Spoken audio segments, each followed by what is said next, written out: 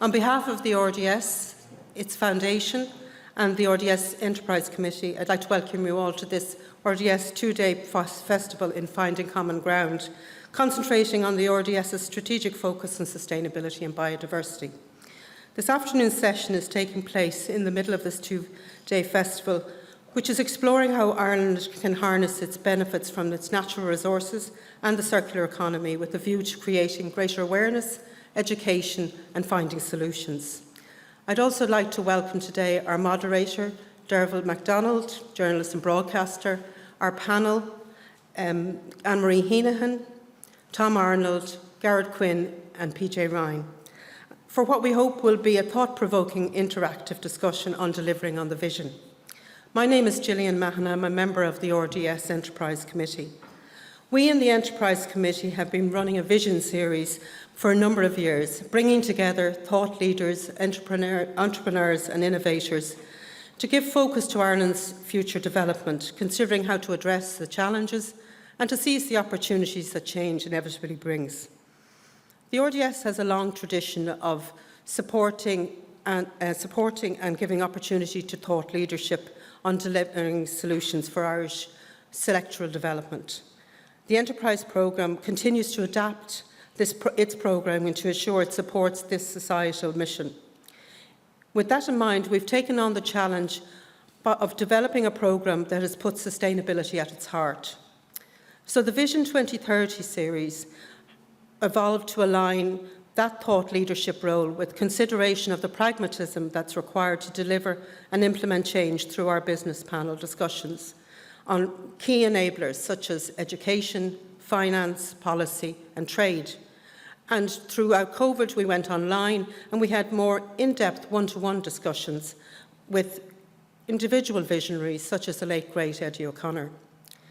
The latest iteration of the Vision series, Vision 300, has asked a range of diverse and sometimes alternative voices, some well known to you, others less known, to give their view on the future and how to address the existential challenge of climate change and its wider impact on economic and social development. It is our intention to continue to expand the range of voices, to ensure that they reflect all the voices that need to be heard to bring about a holistic approach to delivering the inevitable change that's facing us. So why Vision 300? The reason is twofold. The RDS will be 300 years old in 2031, and to mark that, we're effectively creating a digital archive of different voices across economic sectors and society to reflect the view on the key changes we can make to transition to a better future. And we have given them just 300 seconds to do that. An easy ask, as you can tell.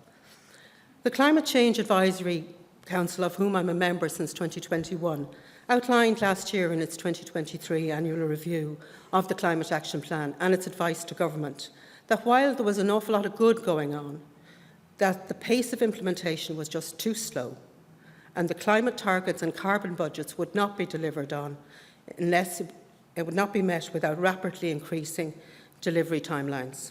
So, with that, the focus of today's discussion, delivering on the vision, is the challenge to us all in this room to consider a pragmatic, cross-sectoral, cross-society approach to determining priorities and increasing the pace of implementation. In a few moments, I will pass to Dearbhail to moderate our panel discussion and to host the wider interactive discussion in the room. But before that, I'd like to play a selection of visions from those voices to set the scene, to give context to our discussion. For me, some of the key messages that come through: the need for courageous leadership, systemic change, there will be need for hard choices, the use of circularity, and above all, the opportunity provided. For you, depending on what sector you come from or what part of society you are in, some others may resonate with you, particularly if you look to the longer videos from which these clips, which we're going to show, come from. And that hopefully will make for an interesting and lively discussion today on what we hope will be the start of a wider conversation hosted by the RDS as we look to determine how we deliver the vision given all the challenge ahead. Thank you. We now might ask you just to sit back and get a sense from our video of our Vision 300 series. Thank you.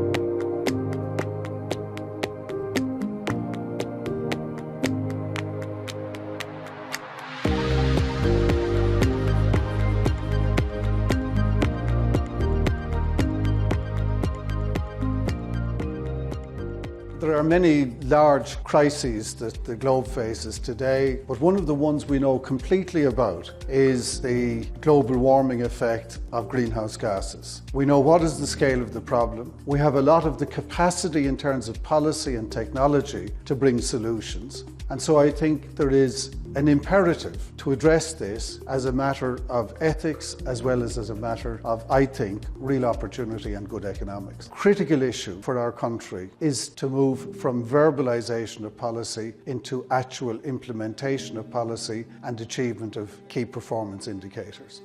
The peak demand in Europe is in its centre, so we need some kind of a super grid system connecting the periphery to itself and to the centre in order to address intermittency. The wind isn't always blowing everywhere all the time, but it's blowing somewhere all the time. And if you connect those up through a super grid, you're adding a capacity that doesn't exist today to meet tomorrow's needs, in which electricity will have a profound and important growing role.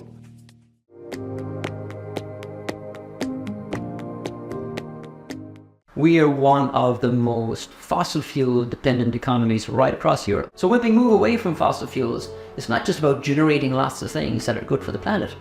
It's really about doing things that are good for people. And one of the reasons why I'm so determined to deliver this future is because when I think about that future 2 or 3 decades away, it's an Ireland that is not just cleaner, but it's actually an Ireland that is better.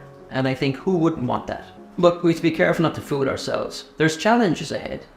If we want a future that has more clean electricity and green electricity, there's 2 things that we need to do. We need to build more infrastructure in Ireland. That means we have to get used to building more wind farms and solar farms onshore and offshore in Ireland. The other thing that's very important is that we need to be able to move electricity more efficiently around the country.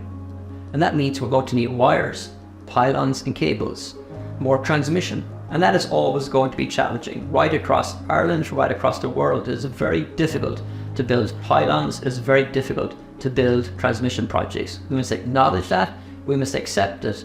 We must understand that not everybody's going to welcome these projects into their community. So there are going to be trade-offs, and we must be cognizant and work with communities to understand what are the best solutions.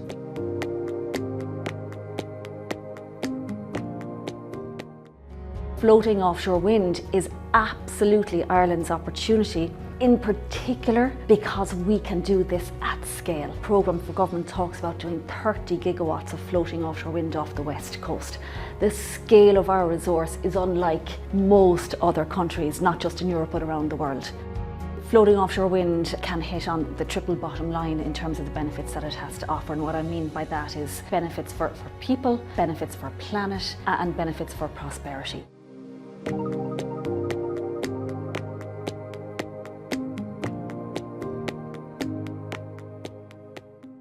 We would not be alive were it not for the ocean. It absorbed about 25% of the carbon we put into the air, and it actually has stabilised the environment to this point, but things are changing. We do tend to look at climate change and biodiversity net gain from a land-centric perspective because we're human beings, we live on the land. But ocean ecosystems have also carbon sinks. Statistically, a square kilometre of seagrass, which actually grows in an intertidal area such as we have here behind me, is a massive carbon sink.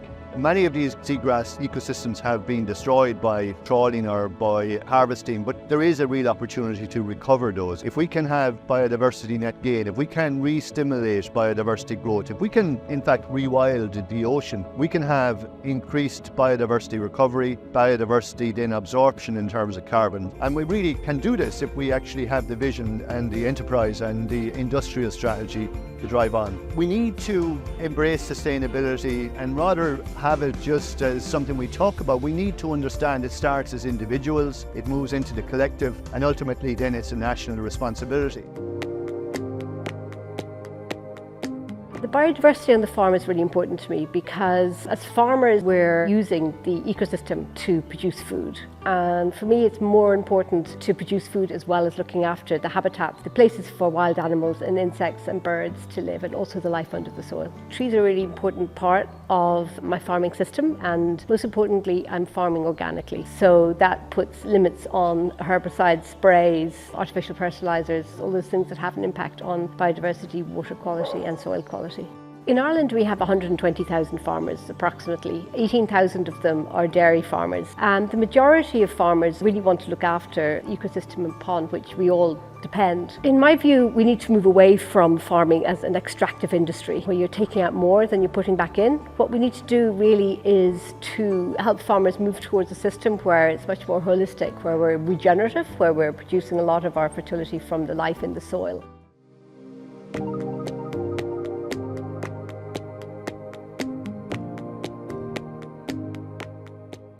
Housing and sustainability covers a number of bases. One is to provide homes for people. But then there's also the architectural and environmental aspects, which is how the buildings perform. The most sustainable building is the building we have, and we really want to minimise the situation whereby we're replacing buildings every 30 or 40 years.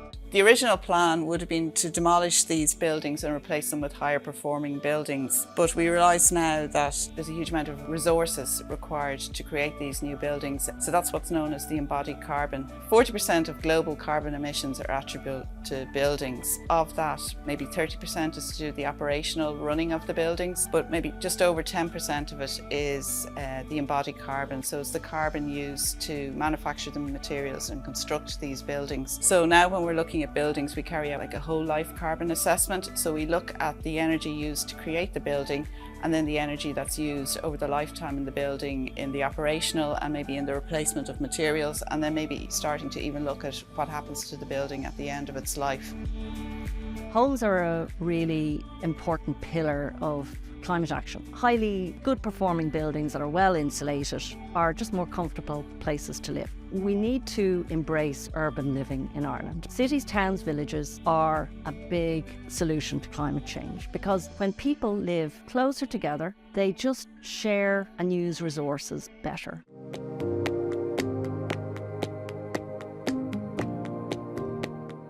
Potential is just so immense because we've got all these buildings that are empty. Quite a lot of them are empty on the ground floor. The vacancy rates for the upper floors can be 80%. So we're working with young people, students. They're actually helping us create the data, and they're telling us that they want to live in these towns and these town centres. They don't want to have cars. They want to be able to walk everywhere. So it seems a bit sort of strange to look at all these derelict buildings and then to know that we've got a housing crisis at the same time. We shouldn't have a housing crisis because our towns are part of that solution. And really part of that as well is bringing young people in, because they talk about sustainability in Ireland, right? And part of sustainability for me is my belief that we must bring young people on. We want to provide housing that is decent, and as I say, they're already telling us that they would like some of the buildings. We just need our policymakers to listen to practitioners like myself who are actually working really, really hard on the ground, because we are actually working with these civic and business leaders and they're telling us what they want. Young people are telling us what they want, and we're trying to get the policymakers to listen, and they need to now really listen to practitioners.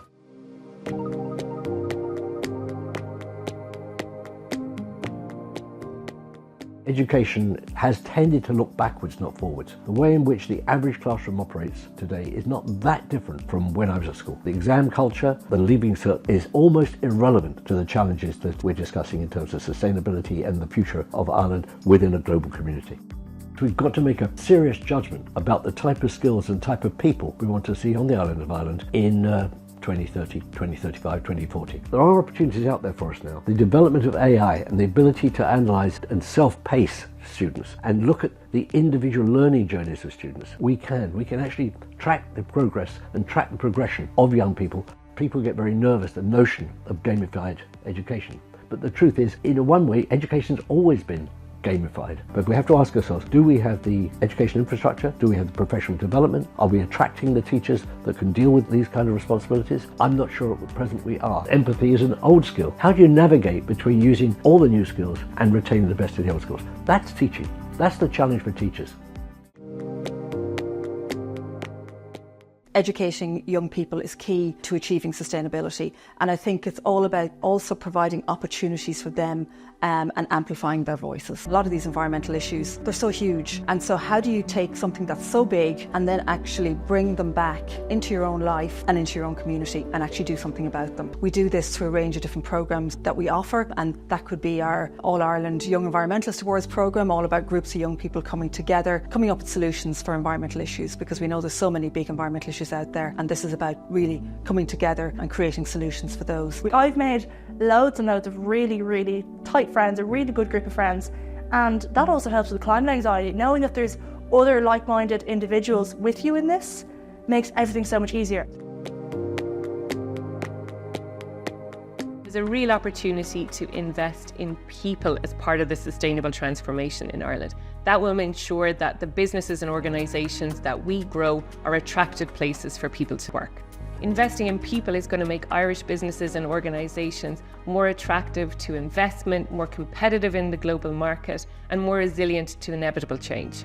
Our work is urgent because if we do not build the knowledge and skills in the decision makers today to do things differently, it will be too late.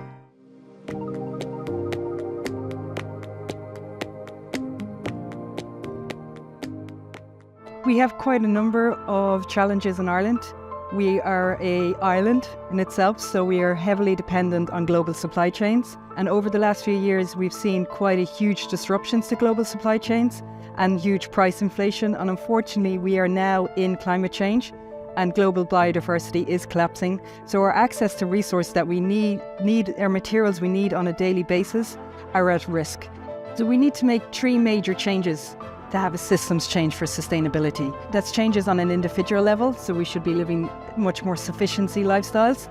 It changes on a policies level to make sure that we can have a good public environments that enable that sufficiency to give us all our basic needs are met.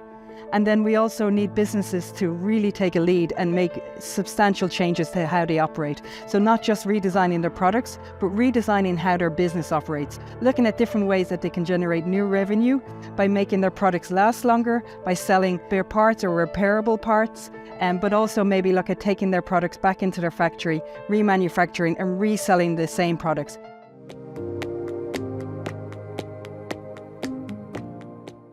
If you think of the natural world has a biological cycle. When we had the Industrial Revolution, I suppose, and when we started to develop products, we had the idea, I suppose, originally that we would just push things into landfill, we could put them in a hole in the ground and forget about them. But the reality is that it's not that simple. We realize now that we need a technosphere, that products live in a technical ecosystem. So natural products should live in a natural ecosystem, and technical products should live in a technosphere. And that's essentially for me is the circular economy.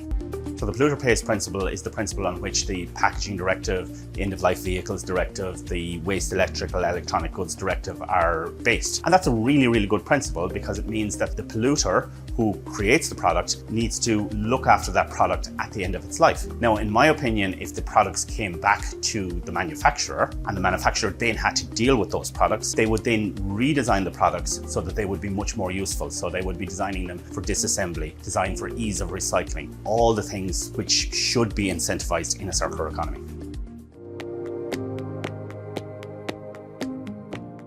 The way the circular economy works is that services and the products that we develop and deliver are designed to ensure that pollution is not generated.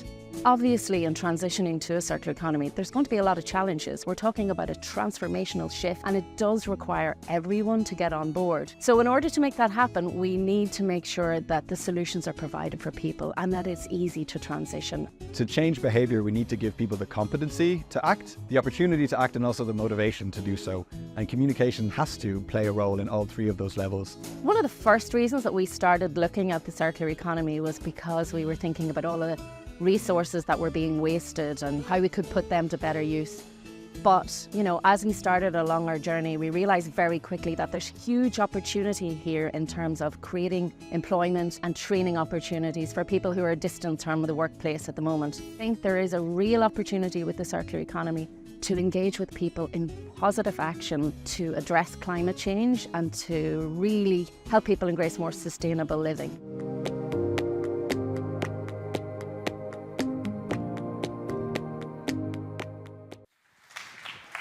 Take a seat, Anna. Thank you very, very much. Everyone, it was great to see that. I'll invite our panellists up onto the stage. We're going to be generous and give them a little bit more than 300 seconds. I'm joined by Tom Ireland, Irish Agriculture Economist and Public Policy Advisor, Anne-Marie Henihan, who is the Centre Director at the Dairy Processing Technology Centre, PJ Ryan, who is the Head of ESG at the Construction Industry Federation, and finally, Garrett Quinn, Group Chief Sustainability Officer at Smurfit Kappa. And I suppose, by way of an introduction, it's very easy when we're talking about the scale of the climate crisis and what needs to be done. It's very, very easy to swing between those extremes of pessimism and optimism. But hopefully what we'll have here now is just a real sense of what are the gaps, what are the opportunities. And of course, it is a discussion that you will be joining. After our panel discussion, the panellists will be joining you as part of the roundtable discussions. And we would really, really, really encourage you to challenge yourselves as well as our panellists here. So what I thought I might do is get each of our guests to maybe just set the scene, because we're coming at this from different sectors and different perspectives. And I suppose just on the basis alone of proximity bias, Tom, you're right next to me, so I'm going to ask you to go first. Okay, thanks, Dearbhail. Well, I mean, when I saw the title of today's seminar, Finding Common Ground, Delivering on the Vision, I wasn't quite sure which vision we were talking about. But it's really maybe the RDS's vision that we've seen, RDS Vision 300. There's another vision which is relevant to today's conversation, and it's something called Food Vision 2030, which was a process a few years ago, which was finished in 2021, where a group of stakeholders were brought together to chart out what should be the vision for the agri-food sector up to 2030. I had the honour of chairing that process, and what we came up with as the central objective of Food Vision 2030 was that Ireland should aim to be an international leader in sustainable food systems by 2030. Now, it's important to put this in context that this was the 5th such agri-food strategy since 2000. So we've had 20 years experience of it. But most of these other previous 4 strategies were really about expanding agricultural production, if you want to simplify it. This one we decided at the beginning that we were going to talk about the food system, not just the agricultural system. And we were going to adopt what was called a food systems approach to developing the strategy. And we were asked to talk about how we would achieve sustainability in its 3 dimensions, economic, social, and environmental, in framing that strategy. So that's what we did. And it was to be the roadmap which we set out was set out with 4 high-level missions and a set of subsidiary goals. But that strategy was adopted by government in August 2021. The world changes. In the following year, the government adopted its climate action plan, which basically set the bar for environmental and climate ambition higher. And then just last year, the European Commission also introduced another change, which was to bring restrictions on the use of nitrogen in the agricultural sector. And that gave rise to a lot of controversy, but at the end of the day, it's now the reality that we have to deal with. So in our vision, Food Vision 2030, we hadn't anticipated that, these big changes. We said we expected changes along the way, but we didn't specify the detail of what to do about them. So if we're talking about the agri-food sector, one of the key factors now which we'll have to be faced up with too is the question of how we improve our water quality. And that if we don't improve our water quality, the Commission is likely to impose a further restriction on nitrogen use from 2026 onwards. And this would be a major shock to the system. And so we are faced, I would say, in the short term with a question as to how government, the food industry, farmers, all combine their efforts together very quickly to make sure that when the question of whether we have an extension of the nitrate derogation at the end of 2025, whether we have enough progress made to convince the Commission that we merit a further extension of the existing arrangements. So that's, I would say, very much a short-term issue. And the question is, are we as a community, government, the private sector, farmers and other interests, are we going to be able to achieve this, to pull this off? And that's very much, in the longer term vision, this is very much a key short-term challenge. And that, Amory, is one of the big questions you're constantly considering. Yeah, no, thanks very much, and thanks for that nice introduction there in relation to the food vision. So just so people who aren't aware of who I am, I'm Marine, and I'm the Centre Director over the Dairy Processing Technology Centre. We're an Enterprise Ireland Technology Centre where we work collaboratively with 7 of the main primary processors and 6 academic institutions, plus with European partners. We have a broader research remit. We were founded off the back of the abolition of the milk quota, so it was very much volume driven. How do we process this as efficiently and as effectively and as cost effectively as possible? And as we've seen, and to your point, how it has changed dramatically over the last few years. Back in 2013, when the idea came for the foundation of the centre, when we moved into our next phase in 2020, sustainability was absolutely top of the agenda for our partners. So as we're an Enterprise Ireland Technology Centre, we're very much industry driven. They define the need, we respond, which is different from other research initiatives where you're industry informed. We are driven by the economic value that we deliver to our partners, and very much sustainability in those initiatives are to the absolute fore. And let's not underestimate, we know the dairy is under massive pressure. A lot of the challenges predominantly on the farm, we work in the process, but a lot of the challenges that are facing the processors, there's actually solutions that will benefit the farmer. So one area that we're looking into is sludge is a massive concern for the processor, but we're looking at valorization technologies, closing the loop, looking at improving the feedstock to anaerobic digesters, for example, biofertilizers, nutrient recovery, side stream valorization, that can close those loops in relation to nutrient recovery, and also then generating new products and revenue that we hadn't considered previously. So that is actually really important. Okay, I want to maybe, JP, just go to you. It was so interesting listening to, when you were looking at the videos, the call for increased infrastructure, and certainly that demand is going to be there. So where do you think the construction sector is at present, or where are you at? Yeah, so I suppose in the construction sector, we've seen massive growth over the last 10 years, but we are coming, there is that decade that we feel like we've lost. There's a lost decade there of construction that we really need to now, we're feeling the effects of it. So we're on the back foot with regards to infrastructure, housing. So we have a huge body of work to complete over the next 10 years. And then coming again, we also have legislation coming down the line for the big contractors, so the likes of the Corporate Sustainability Reporting Directive.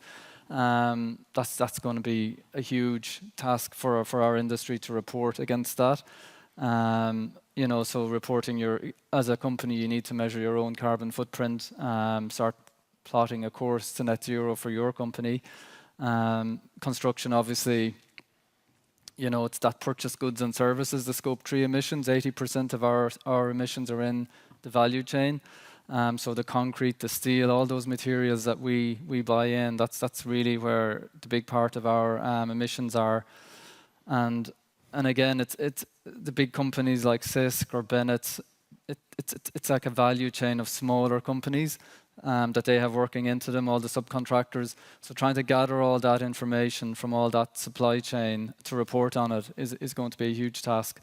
So we're developing at the moment in the CIF, we're developing a carbon calculator, which we hope to launch in June to help firms with that. Because the difficulty we have is that over the next 10 years, we're going to be growing as an economy, but at the same time, we need to be reducing our emissions.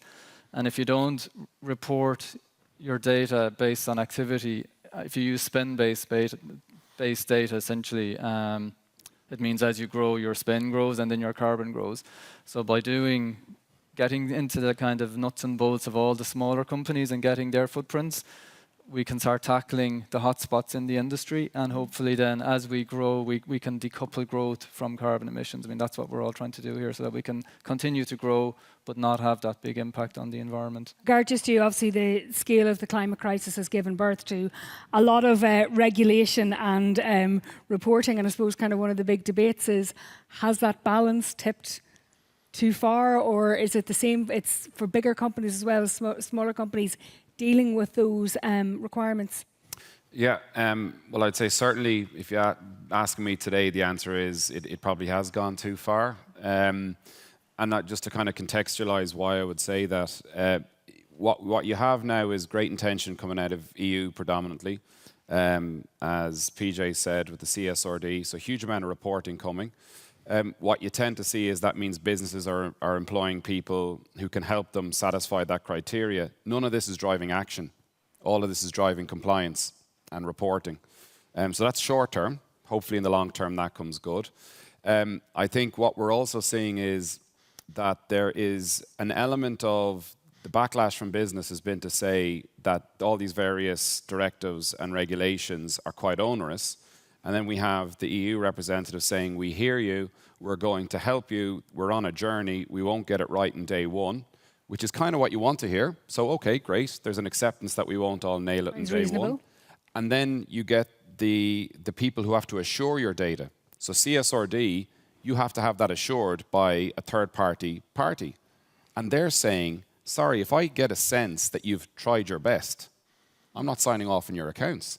So there's a bit of a disconnect between what we have to do, what seems to be accepted by the government or the from Brussels, but then the reality is someone needs to talk to the back end of that says who's checking this to make sure that it does reflect the fact that we won't get this nailed on day one. Yeah.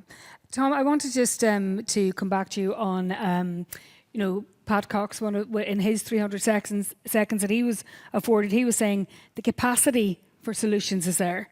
The technology is there. So we know the broad roadmap, as you said, the pledges have been made, the targets have been set. So what are the gaps, do you think, that are standing in the way of implementation? What's missing?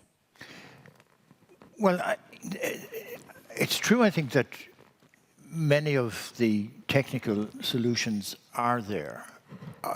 And where they're not there, there's research going on to find them. And that's, Geogas has a particularly important role.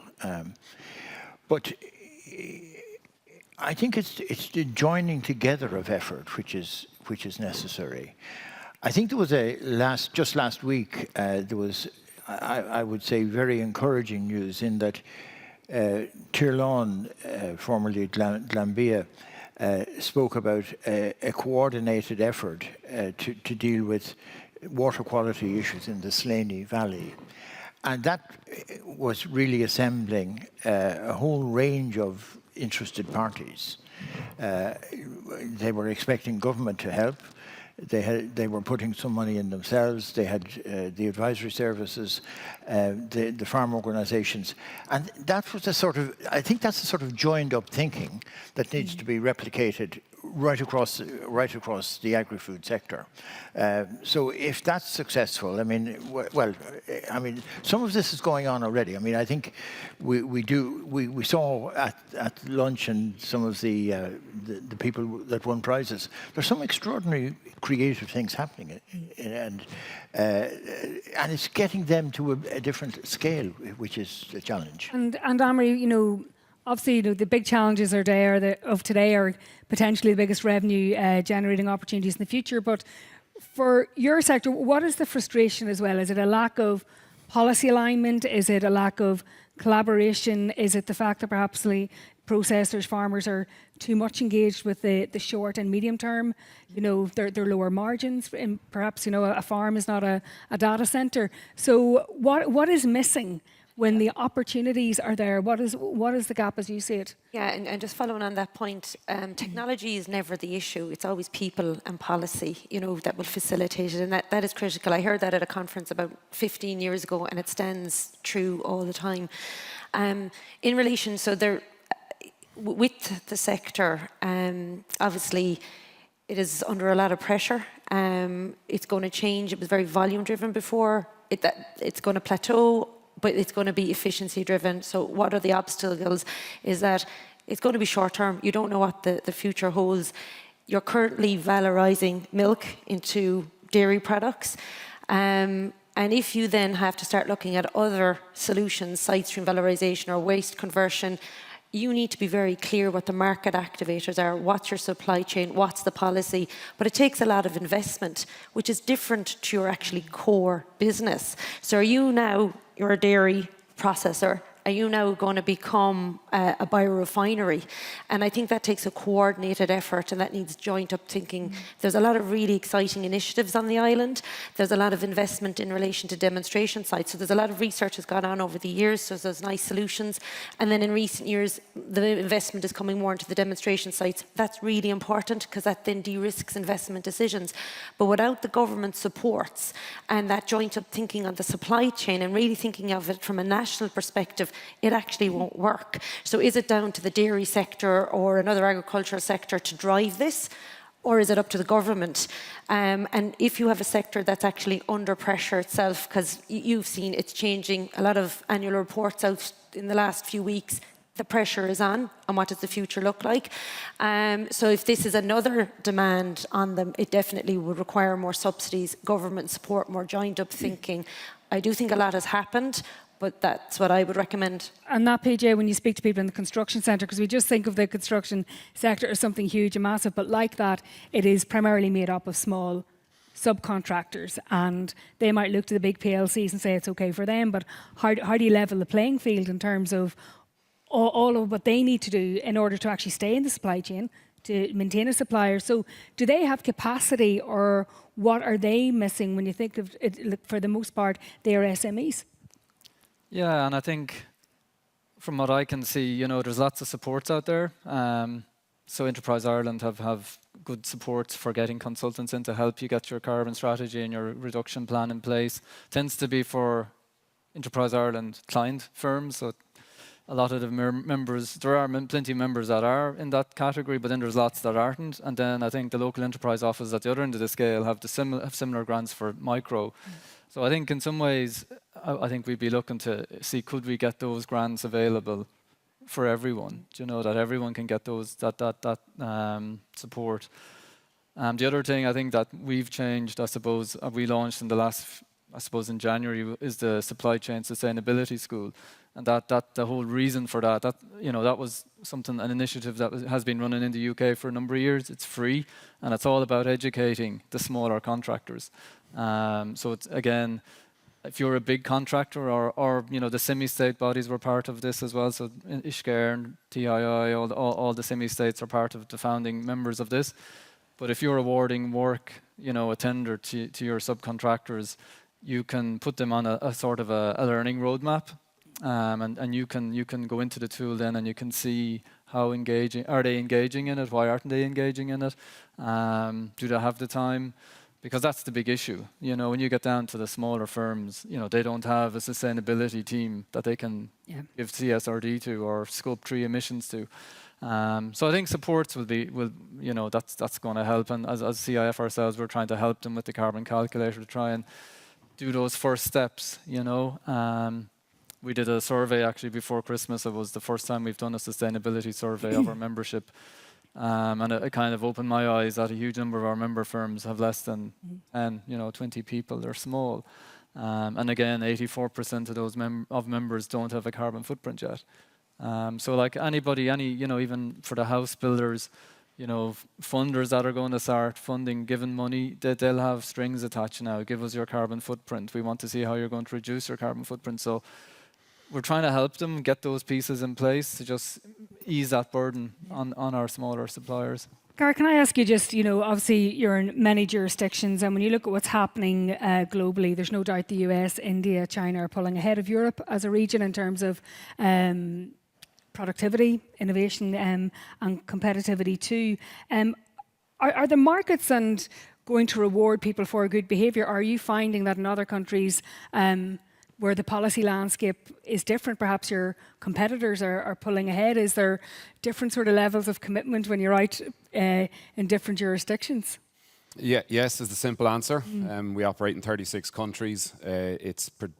Europe is the biggest part of our business. Latin America then is a good 20-30% of our business.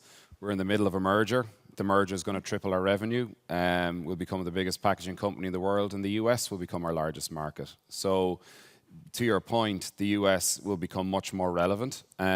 We can see how the politics in America, it's now become, ESG has become a polarized topic. It's a vote winner. You know, the Republicans are saying ESG is akin to the negative stories on woke, and then the blue side is the opposite. So for us, back to your question on will you get rewarded for it? I think yes, and that's why I guess we're in a fortunate position that our investors want it. Maybe the American investors less appetite, but they're more into make a return. Even though they're currently being very well rewarded by the Inflation Reduction Act and the but I change there. I think fundamentally, if I distill it down to if you can make money and do the right thing, not one or the other, and if you can get that balance right and you keep driving forward on both ends, you should be in a good place, and that's fundamentally what we're doing. But also bearing in mind that we deal with every manufacturing brand in the world, and they all want this. So we're not trying to push a door that's shut. We're pushing a door that's open. It's being held open by our customers saying, can you help us reduce your carbon footprint? We love your box because it's recyclable, it's biodegradable if it doesn't get recycled. But what are you going to do about the carbon emissions associated with making it? What are you going to do with sustainable forestry management? So it's also, you know, hopefully the people in the room, you have to be honest about where you're having impact. You have to be, so there's no point in saying what's going to make me look good externally. You say, no, well, where do I have an impact? And if it's negative, what am I doing to reduce it? And if it's positive, what am I doing to amplify it? Can I ask you, just about funding and the finance of what we hope will be a just transition? Like, I mean, Tom, you know, we saw this sort of recently play out in the recent care referendum. We saw that acknowledgement that governments don't have unlimited resources. They have to make choices. When it comes to the issue of finance, because the scale of investment required is going to be absolutely huge. So where should that burden fall? Who's going to take the lead in that? Who's going to coordinate that? Are you speaking about the agri-food sector or more generally? No, in general. I mean, at a broader societal level. I mean, it's because even though you're all from different sectors, you know, the themes are quite similar, and the scale of investment that is going to be required is going to be huge, but governments don't have unlimited resources. Well, investment is one key element, but I mean, you use the term just transition. That's critically important because, you know, some of the problems with achieving change is that people find it difficult, but it certainly helped if there is a sense that the principles of a just transition are being applied. And so I think for any big shift, that has to be a central part of it.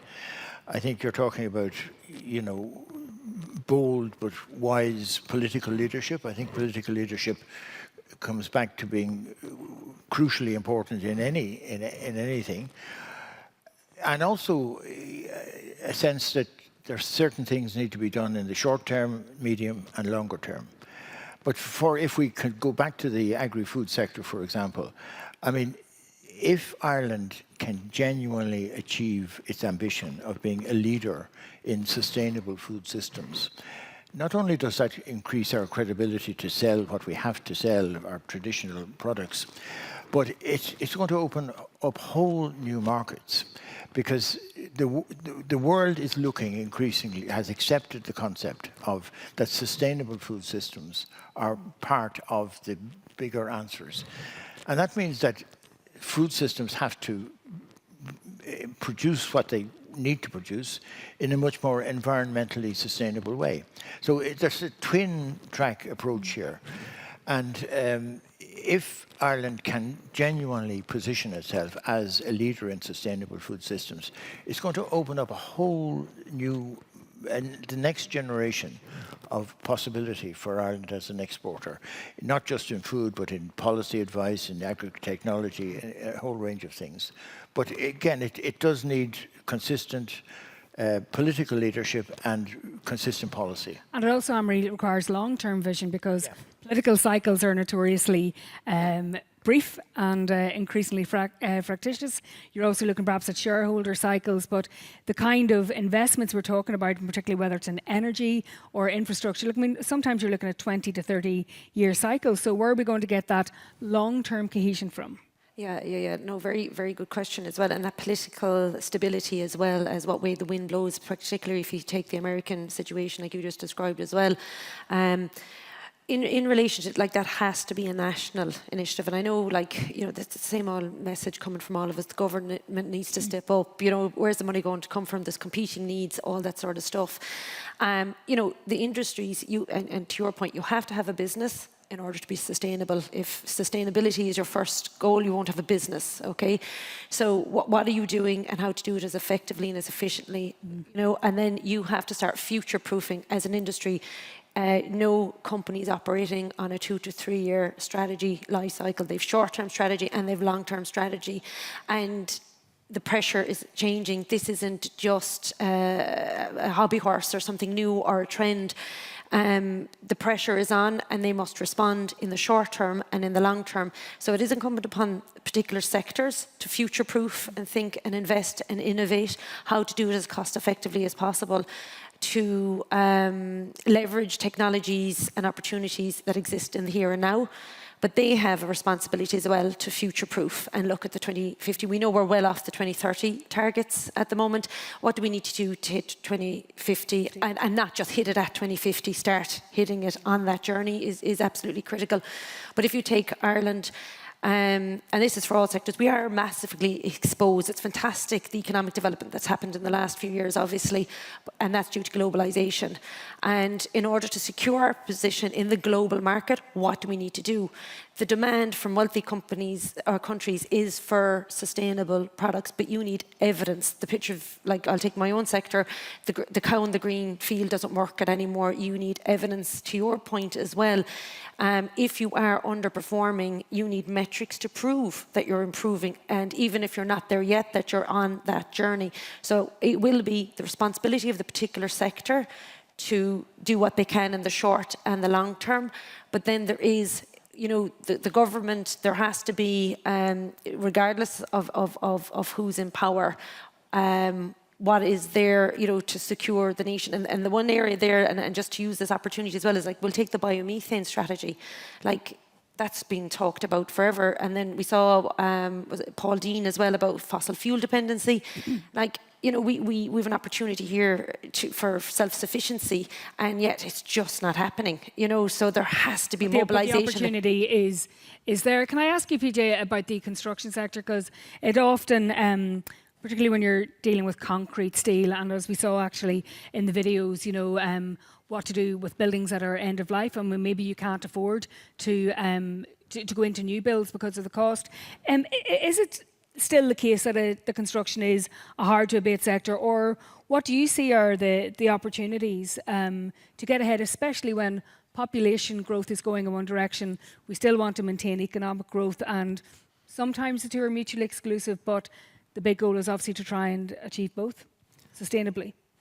Yeah, and I mean it's a nuanced thing, the whole thing about demolition and when do you demolish a building. I don't think it's an either or. I think it depends. UCD, I think, produced a study, I think it was last year, and it showed that in the construction sector, half of the emissions, the embodied carbon that they were talking about, are for the building, which is, you know, we can do modelling for that. But the other half is actually for the infrastructure piece. So all the infrastructure, the roads, the ESB infrastructure, wastewater, water infrastructure, all that. So that's a huge piece of the pie, if you know what I mean. So we can reduce emissions on buildings by doing different things. You can maybe start to integrate more timber in the construction of buildings, so you can bring down that embodied carbon. There's very little you can do on the infrastructure. A lot of it is concrete and steel. So like in the long run, hopefully steel will become green steel. So you'll use hydrogen to make steel. So you'll replace coke and it'll be hydrogen to reduce the iron to produce the steel.